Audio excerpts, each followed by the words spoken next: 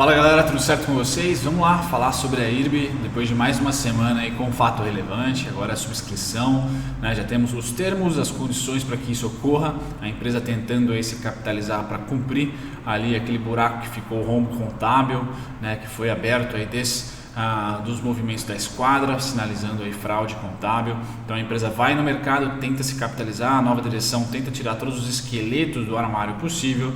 E vou eu aqui comentar um pouquinho sobre a análise técnica, prestar conta da semana passada, certo? E também trazer para vocês aqui comparativo com outras ações, como vocês estão olhando aqui, só para a gente roubar os indicadores fundamentalistas dela. Vamos dar uma olhadinha no saldo BTC, quanto do free float está ali alugado, quantas pessoas estão investindo contra, né? Ou melhor, estão alugando as ações, operando vendido na empresa. E aí a gente termina com a análise técnica. Se lhe interessa saber a atualização da IRB, fica até o final.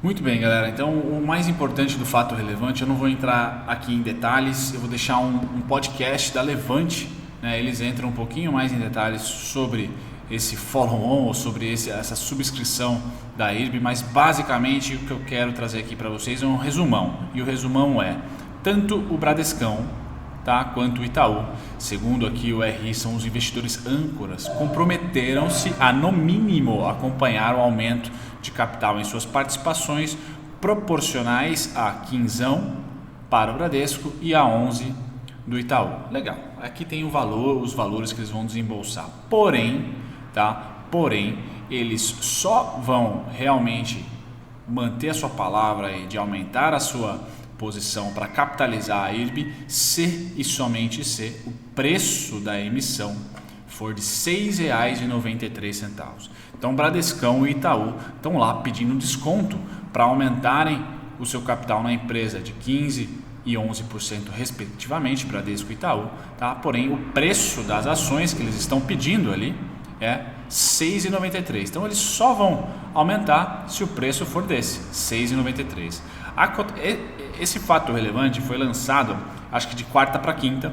Quinta-feira foi o primeiro pregão com esse fato relevante já publicado, tá? E as ações abriram com 10% de baixa, mas em nenhum momento chegaram a negociar abaixo de R$ 7,00, né? Vou trazer para vocês já o gráfico, tá? Então, em nenhum momento, vamos dizer assim, que teve êxito esse 6,93, pelo menos não até esse momento. Agora, hoje é dia 11, sabadão, tá?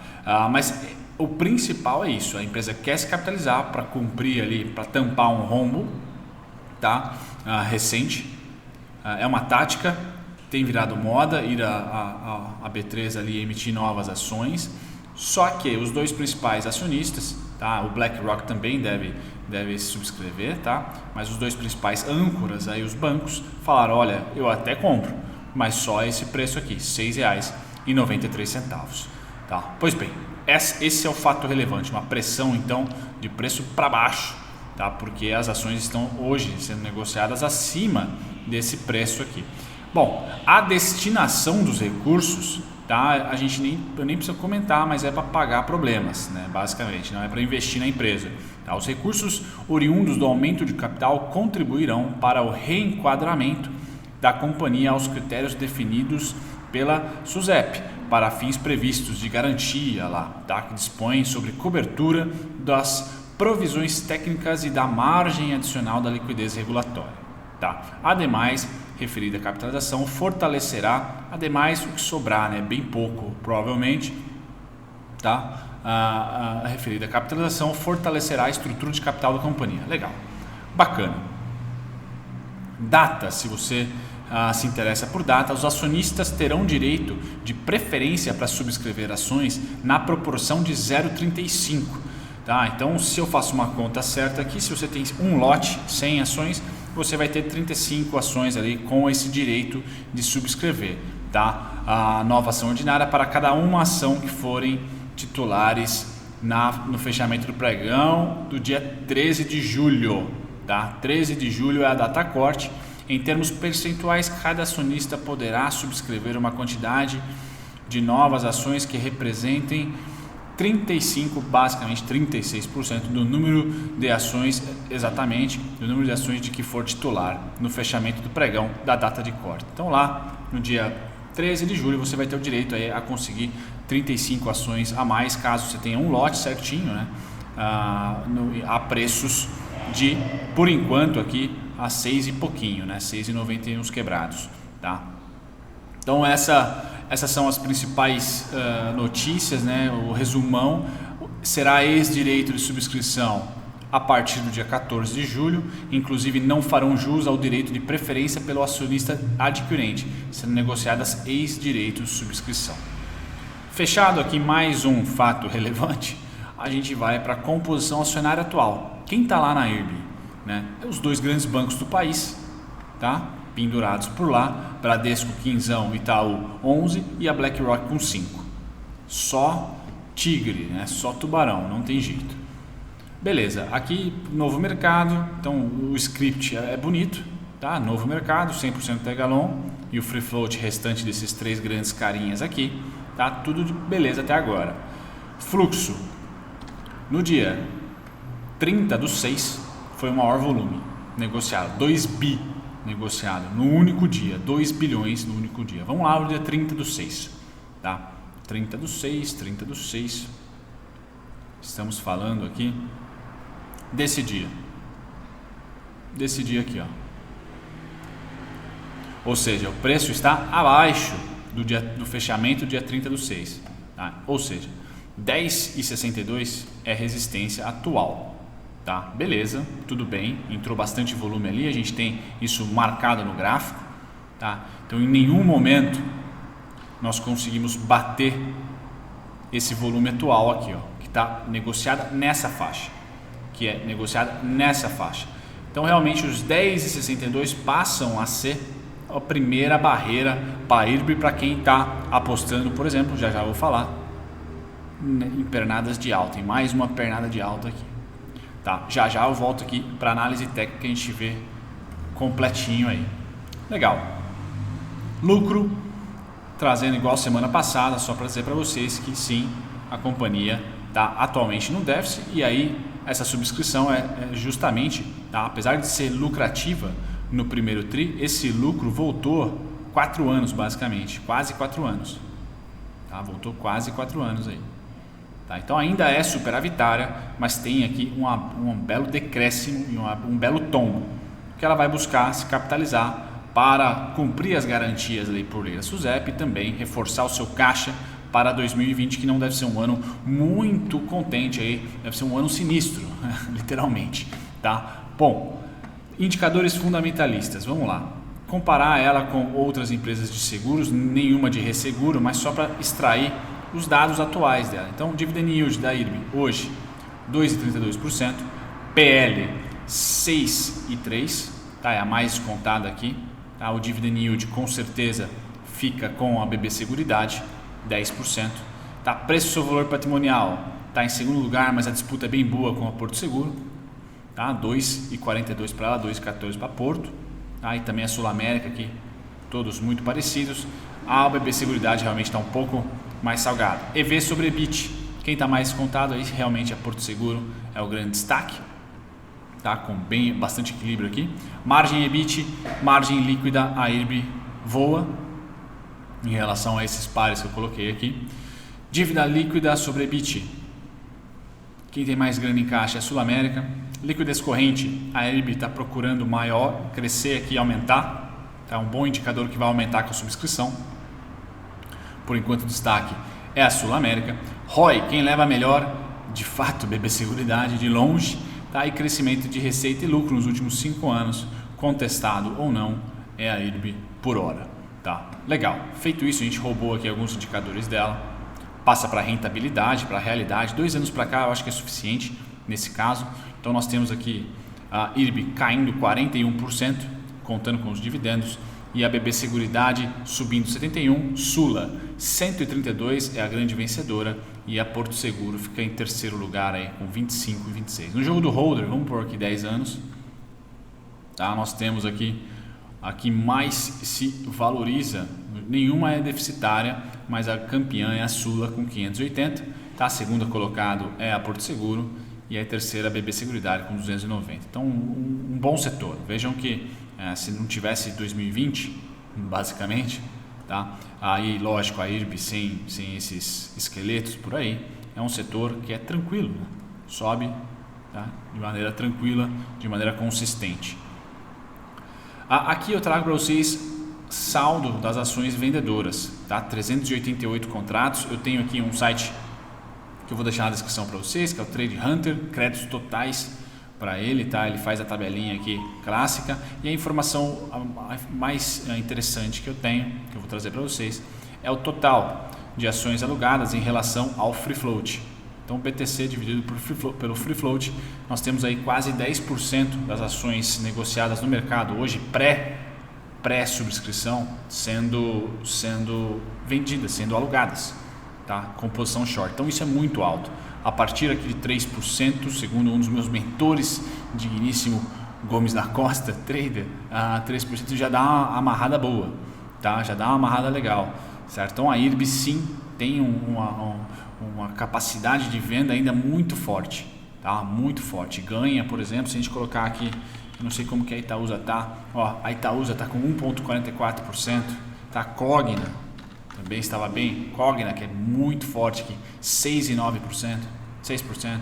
A Cielo também esteve muito pesada, 2,96%. Então vejam que a IRB é um grande destaque, peço perdão, bati no microfone aqui, é um grande destaque de posição vendida ainda. Então por isso que é importante você que busca timing, não só você que gosta de investir, mas também de operar ali como especulador, o timing às vezes não está no gráfico, o timing às vezes não está necessariamente nos fundamentos, com certeza não se você é trader, né? Dificilmente você vai conseguir ter timing, tá, com fundamentos, mas pode estar na pressão vendedora e compradora, né? Realmente no interesse, quem está vencendo o jogo ou quem está travando o jogo no caso. Então bastante venda ainda na IRB, tá? Quando eu vejo o declínio dela de um ano para cá, ela cai 72%. De julho de 2019 para julho de 2020, 72% não é brincadeira.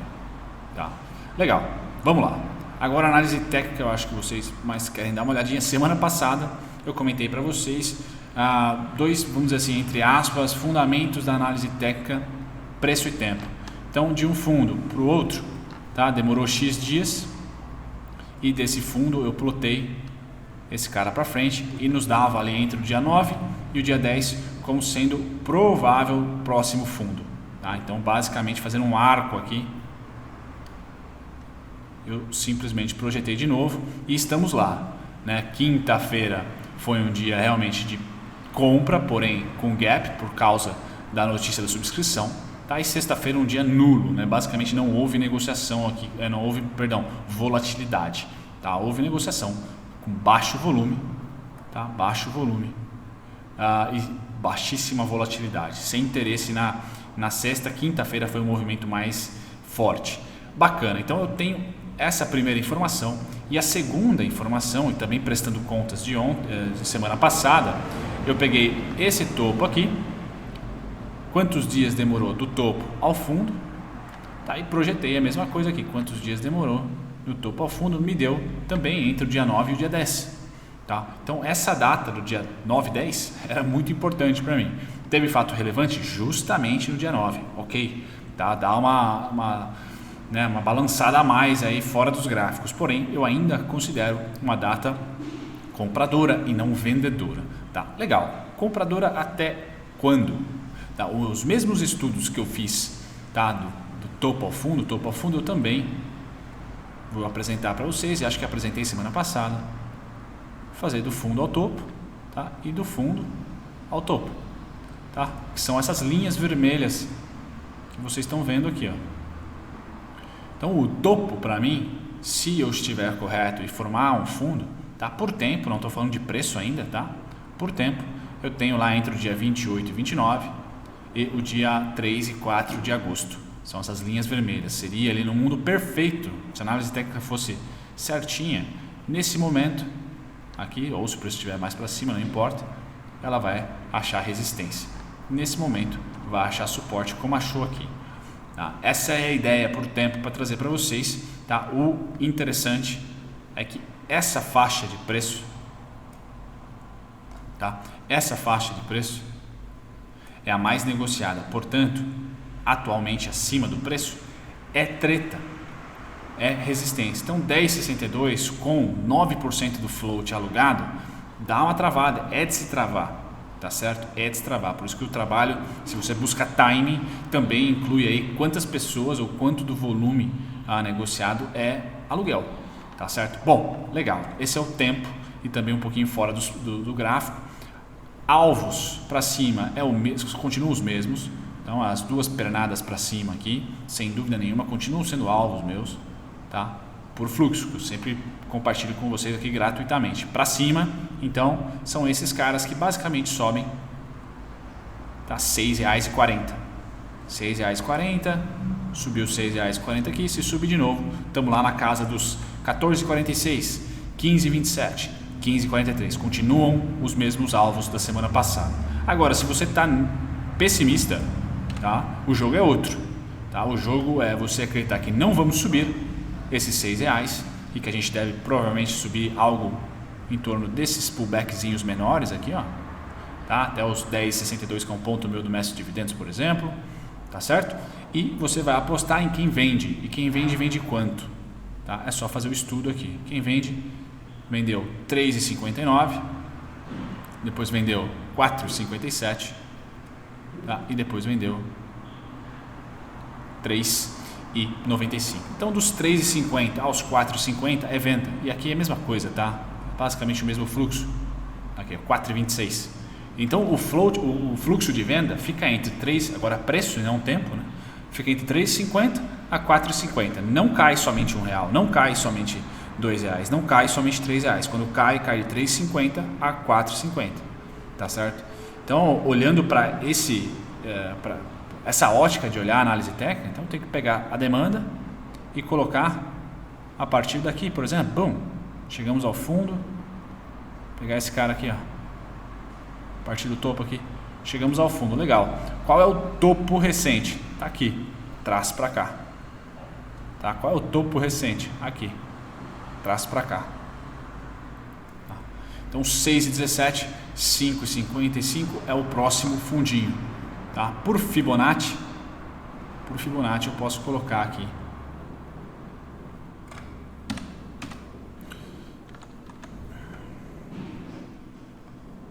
5,15 e depois 3,86. Mas vamos ficar com 5,15 aqui. Tá? Oferta e demanda, eu tenho aqui 6,17, 5,55 a partir desse topinho aqui, ó. Se esse topo for rompido, a gente traz para cima. Tá? Traz para cima. Vai acompanhando, tá? Para sempre tentar pegar na compra o fim de uma demanda vendedora e na venda o fim de uma demanda compradora, sempre apostando no fim, certo, galera? Então esse conhecimento eu quero trazer para vocês de oferta e demanda e também de BTC, que é importantíssimo para quem me acompanha e gosta de timing, tá? Agora, para os preços específicos, nada mudou da semana passada para cá, porque simplesmente bateu na minha região aqui, tá? E ficou, tá? Aqui, namorando por aqui.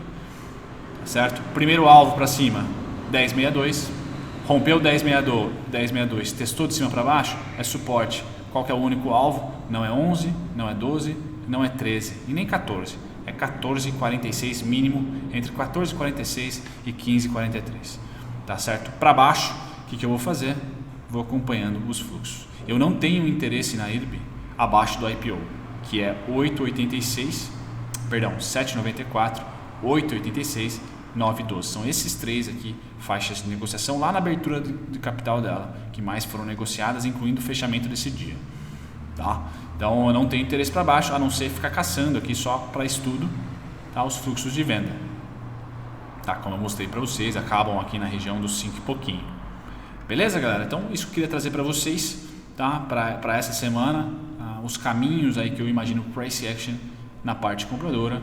E também na parte vendedora temos 7,94 como suporte que ainda não tocou por capricho, tá? E depois, se vier para mais uma pernada de queda, tá? 5 e pouquinho, como eu mostrei para vocês, tá? Ela está descendo de maneira bem simétrica, tá? Bem simétrica aqui, ó. Tá certo? Branquinho aqui. Beleza? E subindo também, subindo da mesma maneira, pelo menos 2 vezes repetiu aqui um fluxo muito parecido. Se você está apostando, seria dessa maneira. Certo? Fico por aqui. Até o próximo vídeo. Tchau, tchau. Bem, você acaba de chegar em mais um fim de vídeo aqui e tá me vendo tagarelar aqui sobre um outro conteúdo, tá? Eu vou utilizar essa parte final para convidá-los a visitarem a nossa descrição. Então eu dei uma organizada na descrição dos vídeos, ela praticamente virou uma mini escola aqui para você que quer se educar de graça. Então eu tenho dividido aqui entre e-books gratuitos, certo? Tutoriais e e-books para iniciantes, bem bacana. E na parte de baixo aqui eu tenho também os cursos, as aulas, perdão, online, tá? São aqui 6 aulas online gratuitas e ainda tem mais uma rebarba de alguns relatórios, parceria com a Levante, também gratuitos. Então essa é a descrição nossa atual, tá bem organizada, dá para consumir bastante, tá, de conteúdo gratuito e eu espero que vocês gostem. Vejo vocês no próximo vídeo. Tchau, tchau.